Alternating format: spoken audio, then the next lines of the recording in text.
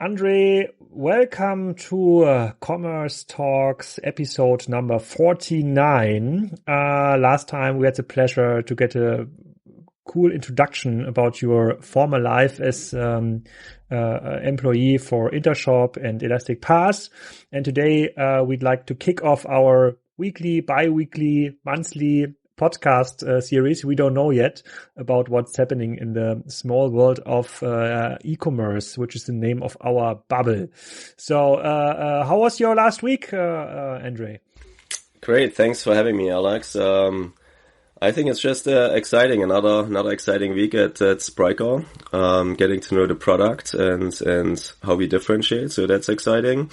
Other than that, it's getting warmer and warmer in Southern California. I think we are over the winter. And one important milestone that we are actually hitting this week, just on a personal note, is that the kids, after just over a year, are going back to school, which is unbelievable. That's been probably the biggest challenge we faced. And who's more happy, kids or parents? I think the parents, I would say, even though I think the kids are excited to, to have the social interaction, which is, I think, super critical. Cool. And we also talk about today the happiness level of a very big group in our ecosystem, which is the analyst group. So we'd like to discuss the question, will review platform replace the role of the analyst? So we have seen a tremendous growth of the review platforms, especially in the English-speaking countries, which is TrustRadius, G2, Gartner has an own review platform, and we have a launch of a review platform in Germany called the OMR review platform. And what I'm seeing is that more and more customer journeys use the content from review platforms, pretty much as we have seen it in B2C with Holiday Check or Yelp.com, also very big B2C review platforms. And this leads to the questions, if the analysts are not needed anymore in the future, or will they do like another job, not explaining the customer what a software is standing for or what are the pros and cons, but rather have a way more sophisticated job. Maybe you have been longer in the business than me, and you've been active with Intershop in the US like 15 years ago, I think. So can you share from your experience how analysts were used back in the day and how it changed over the last 10, 15 years, especially the ones that are relevant in the US, which is Forrester, Gartner, also IDC. Do you have a view on that? Yeah, I mean, I've been working with the analyst community for quite some time now. It's been almost a decade now. The large ones that you mentioned, Forrester, Gartner, IDC, there are some others. And they always played an important role, especially for more the enterprise customers and more the complex needs that companies have. And I think there's a big distinction between analysts, and if you take the word analyst and analysis versus reviews, I think they play, there's a difference there. So I think it's really, a review is typically, you share your experience on how you applied in your specific case, the challenges that you were facing. Well, I think the analysts come at way earlier, and they kind of really decompose a market. They really go through the different facets of the markets and the trends and how the different vendors play within the market. So it's really a study and research more than a specific review. And for that reason alone, I think, both sides are really important, for companies to consider. But really the analysts and consultants, I think, they typically have a strategic engagement with many companies. They're getting paid by their clients. They kind of talk through the roadmap, the vision, how a company wants to execute or should be executing on their strategy. And what they should be considering, in their long-term strategy. So I think there's a big difference, between, again, some industry peer reviews and the analyst community. But the review platforms emerged, especially in the last 5 to 10 years. They were focusing on SMBs in the beginning, so they're rather focused on reviews in the commerce space on WooCommerce, Shopify, Volusion, and others. And now there's more and more enterprise companies joining the review groups, and especially Gartner, I think, kicked it off 2 years ago. The Gartner review portal is kind of new in the Gartner world, and you see a tremendous amount of reviews also in the Gartner portal. And even analysts are saying that they review vendors from all different spaces, so not only commerce but also product information management systems, DMPs, and others, based on the review platform, their own review platform, most likely. So, and this is kind of a change that happened in the last 3 to 5 years. So, do you think that easy questions or questions that are more related to basic functionality of platforms are now going rather to review platforms instead of analysts? I think one big trend that we potentially have seen is that practitioners feel more comfortable to share.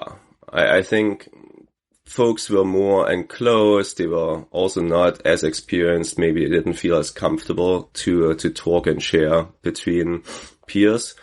So I think that comfort level definitely increased over the past few years. I think if you look at some of the events, unfortunately, we haven't seen any face-to-face events or, the personal events in the past year.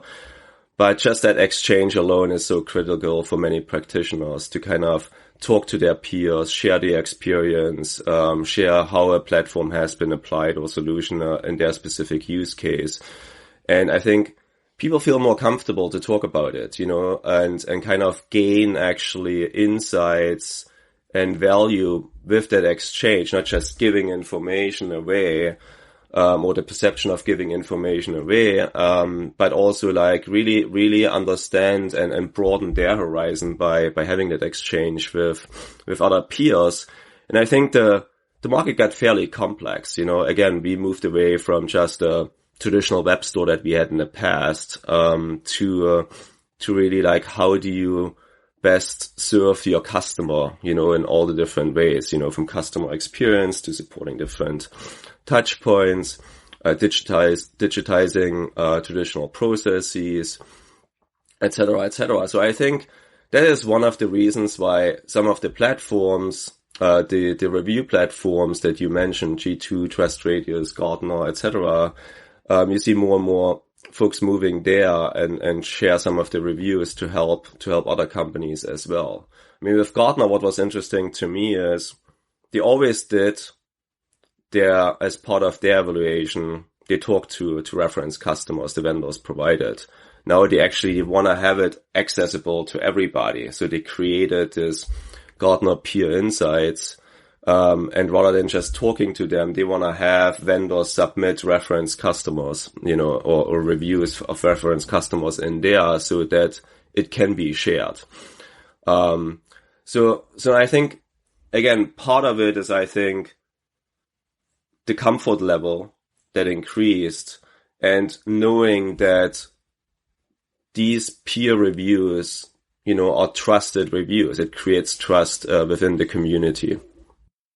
Okay, and could you describe cases where review platforms do have a limit? And you described it now with the different systems that are used in such a big project, the PIM system, the order management system, the whatever system. But I agree here. So it's a very complex world, but the world is even so complex that most analysts only understand or can focus on a very small part of such a project. So the analyst is not able to tell you anymore what kind of platform is best for your case, but he can also share, he can only share and focusing on his or her own experience.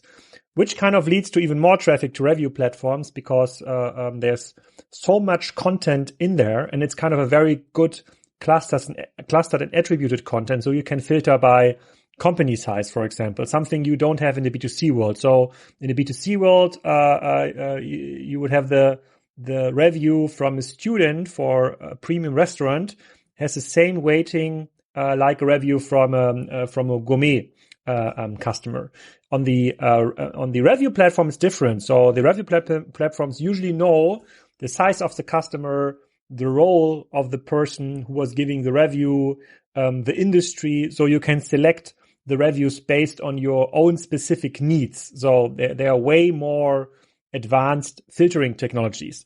And that is kind of a level of knowledge which most analysts, they just don't have. They have aggregated knowledge, and often they have a very limited knowledge of their specific niche. Obviously, they know the history of their niche because they are analysts for now than 5, 10, 15 years.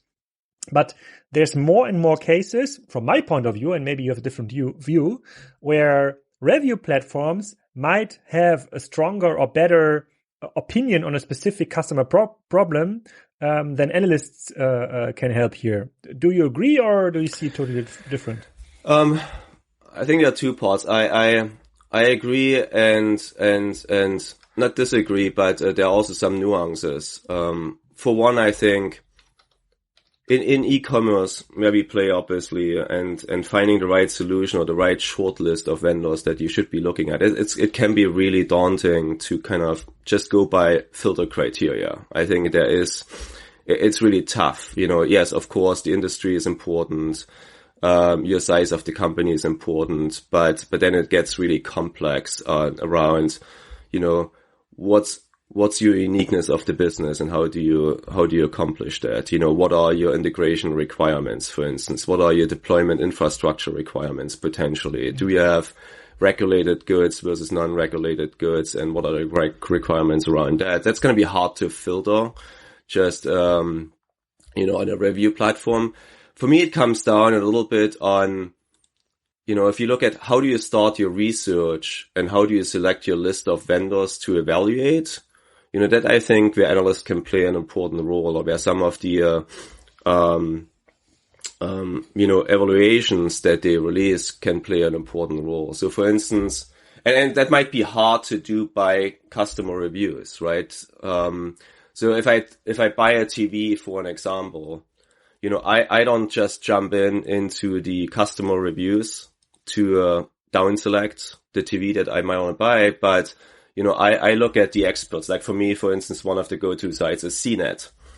And, CNET, just has already tested a bunch of TVs. You have to define, is it for gaming? Is it for movies? Is it for watching sports? And then you define or subselect the TVs that you might be interested in. It might be a good fit based on your budgets as well. And I think then you jump into specific customer reviews to verify what has been the experience. Were there any pitfalls? Were there any downfalls? What's the longevity? Did people have issues after 30 days? Like all of those things that, analysts or testers would not necessarily see as part of their, short-term test. So I think there's a difference again where you are, if you're just starting your research and how you select and then verify certain things. I think some of the challenges also with industry reviews, and you mentioned it a little bit, is you don't necessarily know who actually reviewed it and what was their perspective, right? So we talked about how you have many different personas today. So if someone from the business side, for instance, reviews, it might be a different rating than a project manager that had to deal day to day with the implementation of that solution. And I have seen it in the past where some of the frustration might come through, in the reviews. A business user that just works with the platform, they will have a completely different perspective, and the review might look different. So it's kind of like hard sometimes to kind of filter through some of those. The other challenge that I see, to be honest, right now, And obviously in preparation, I just quickly looked at some of the sites here that you mentioned as well. There's still not a good critical mass of reviews. So it's hard to kind of really get a neutral view across the board, right? So if you have only a handful, 10 reviews, and we all know a lot of the vendors, they asked, their, so to speak, best and happiest customers to put their reviews out. It might not give you the right perception compared to if you look at Amazon around a product and there are 10,000 reviews of a specific product, and it's easier to kind of filter through some of those and get a pattern. What is then a level from your point of view where reviews are helpful on those platforms? Because when you look at Shopify, for example, or other SMB solutions like WooCommerce, they sometimes have like hundreds of reviews, not thousands, not 100,000, obviously, but hundreds of reviews. Obviously, they are also motivated by Shopify through an NPS scoring model. They would ask rather the happy customers to give a review, but is this good enough to, and I think it's not different with the analysts. So when analysts are asking for customer references, you always tend as a vendor to connect with the happy customer, right? So that only makes sense. So it has the same, the same error rate, on the review basis. So therefore I would not accept this as an argument, because, analysts are influenced the same way as review platforms are influenced. Yeah. What is interesting, just on a last note, I think what is important to know that I haven't experienced that an analyst would recommend a specific platform. They typically give you a number of platforms to look at. So they don't make a specific recommendation in your case necessarily if they don't drive a specific RFI or they drive it to an outcome, based on a project or based on engagement that you have. So I think that's important to note. The other thing, critical mass, I mean, you talked about, yes, I think, the smaller SMB solutions, you will automatically have more reviews. They automatically have more customers. Shopify, just, 10,000s, I don't know, hundreds of thousands of customers. It's also easier to write a review. Once you get into the enterprise space, it's just a totally different ball game. Again, it's not just about the complexity. It's also like who is engaged there, and some of those practitioners, they don't want to even do a review, or they are bound by their, legal to not be able to share some of the stuff. Some of those companies, they are more happy to pick up the phone and talk to someone else, about an implementation, about how they are using the platform in a one-on-one conversation, than putting it out on the internet. The other thing that I would say is the difference between an analyst, for instance, and a review, in my opinion, too, and you should consider that as well, is, that reviews are not necessarily comparative in a sense, because you talk about your specific experience with that specific product, right? So in a sense, you don't necessarily know how that same implementation would have been with a different platform necessarily, right? While the analyst, they should have the experience about the entire market, what platforms could be a potentially good fit, how they have been used. So there is an experience across a number of products and how they could potentially compare. Now, again, there are flaws, and, many people perceive the pay for play kind of a thing. So that might be a challenge, right? It's not comparative from a review perspective, but then on the other hand, analysts don't have they have the disadvantage. They never applied a product, right? They never implemented a product in a real world scenario. So they basically, they leverage, their experience or their conversations with the practitioners, that they have. Mm. Okay. Okay. I get it. Maybe it's going to be helpful to look a little bit back in time, because when you joined this kind of e-commerce circus, e-commerce platforms were rather new. So they were replacing a lot of proprietary ERP solutions in the early 2000s.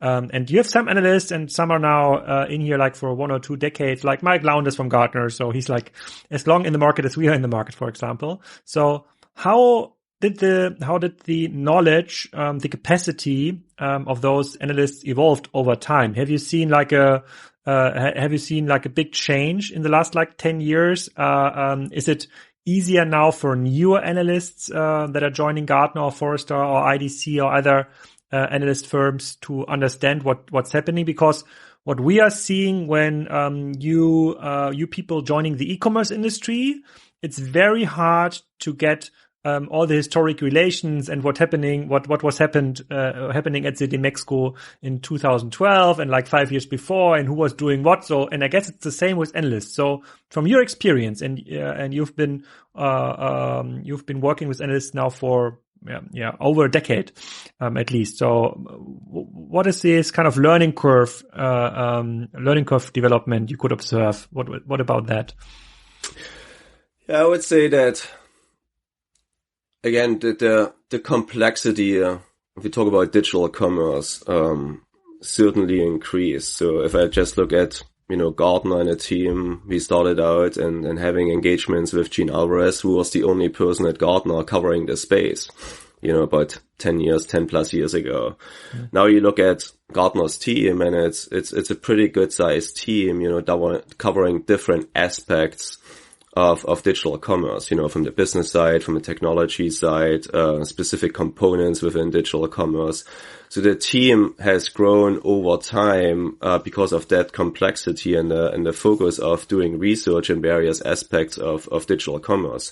What you also see is with the emergence of new technologies, adjacent technologies around digital commerce, you have a lot of practices that are just adjacent to digital commerce that you need to cover. Like you have certain shifts into the digital customer experience, which is a big aspect, right? But it's covered now a little bit outside. Before it was just commerce as a block, so to speak, which was fairly well defined. Now it's just the lines got very, very blurry, and you're not just engaging with 1 or 2 analysts covering, again, the core commerce space, but with quite a number of analysts.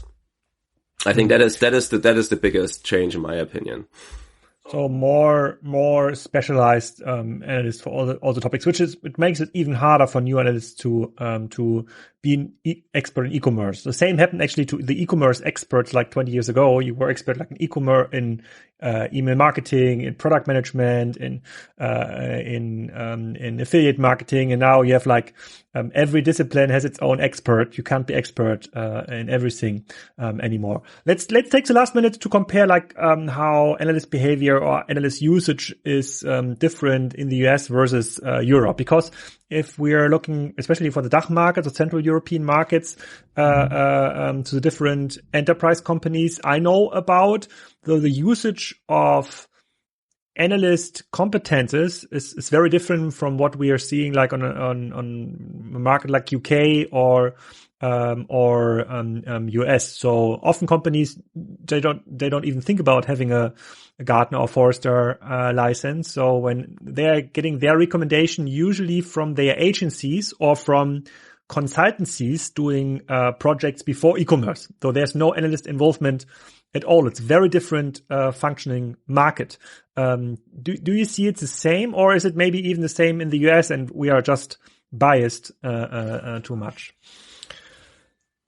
Yeah, I mean, if we look at, again, I think most companies are larger companies that engage with the analyst communities. I mean, typically it's not necessarily cheap to have that engagement, and it's also like you have to make it worthwhile. So you have to invest, and it's not just a monetary investment; it's also a time investment.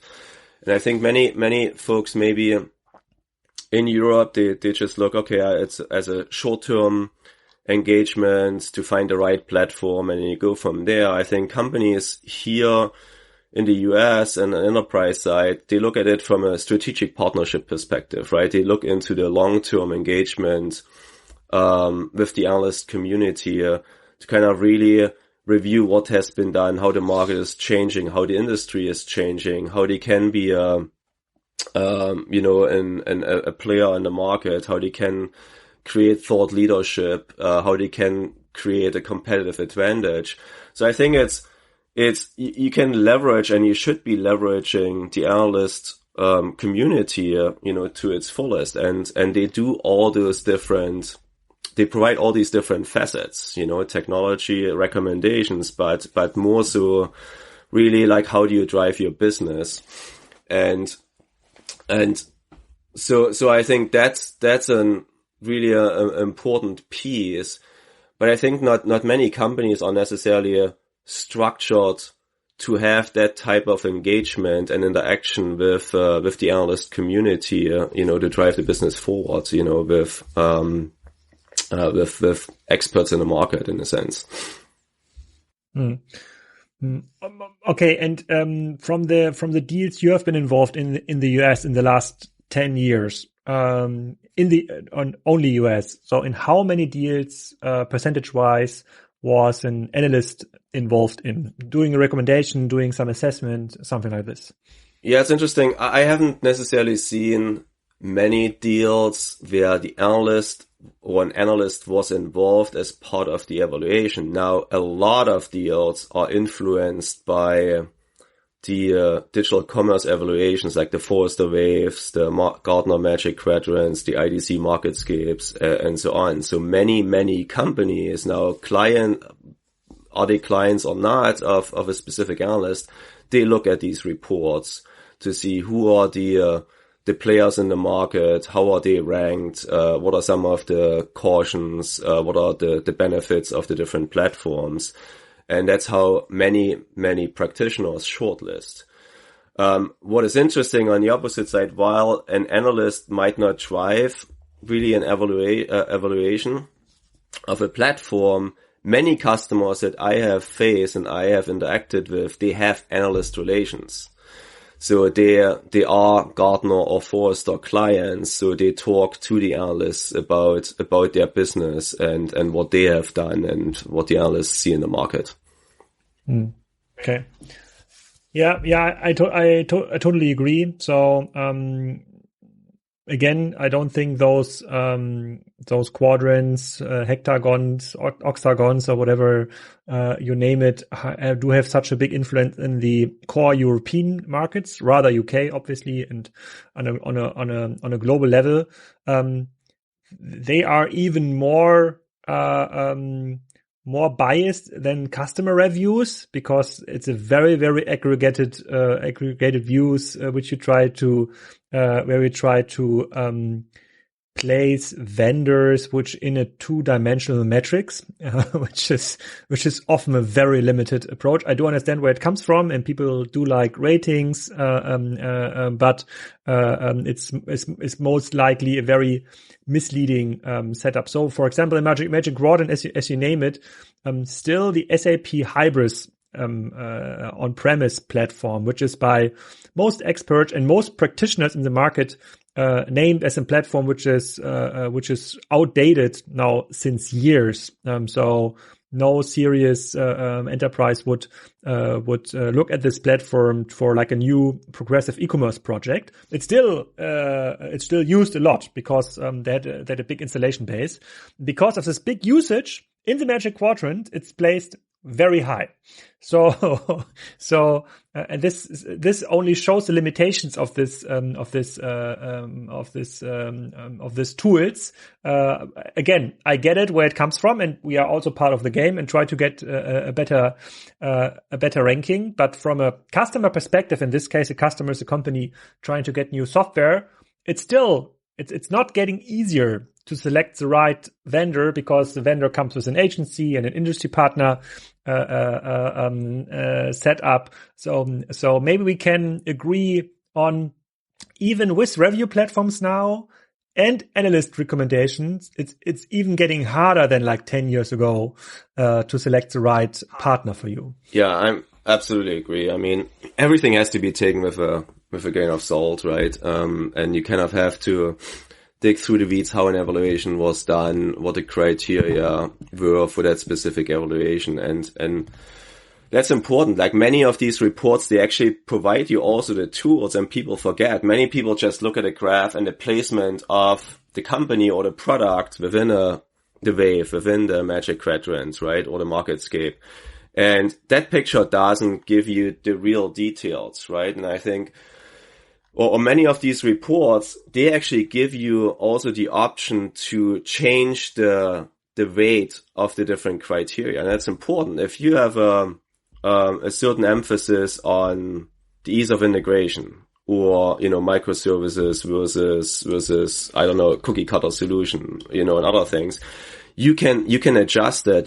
Forrester, for instance, they provided this big Excel sheet if you're a customer of theirs, and you can define your own weights for the different criteria and then see how the solution landscape shapes up based on that. And that might completely change in that sense.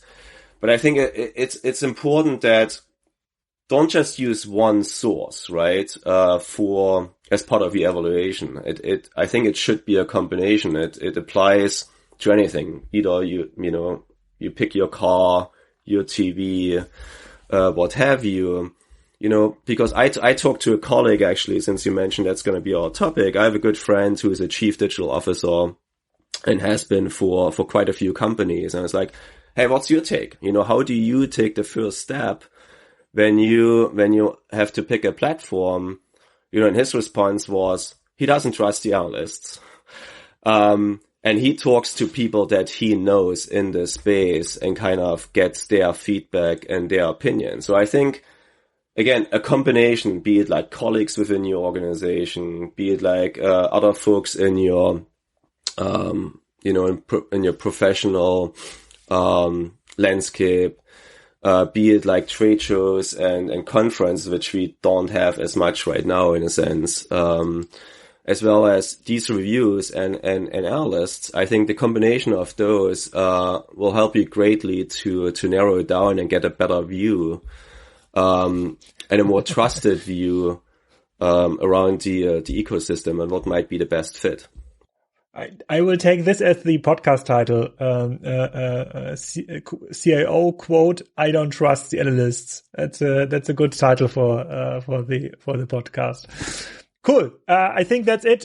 We are above our 30-minute line, and we said, okay, we wanted to only do like short takes, some updates from the US, from Europe. We're going to see when we're going to record the next episode, I think in a week or 2 weeks from now. Thank you, and see you then next week. Yeah, Alex. I hope you liked this episode. Please give us a review on the review platforms from iTunes or Spotify. This could help us a lot, or recommend this podcast to a friend. See you next week.